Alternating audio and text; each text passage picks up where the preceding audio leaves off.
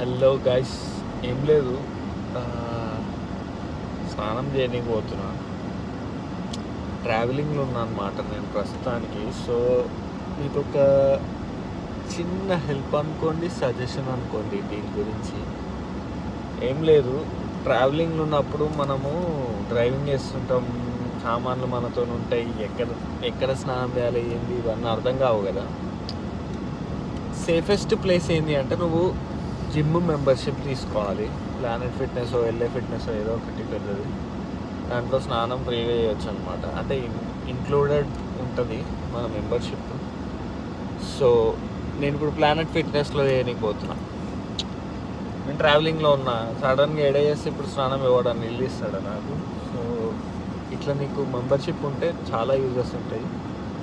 స్నానం చేయొచ్చు, బట్టలు ఉతుకోవాలంటే బయట ఏంటని ఉతుకోవచ్చు.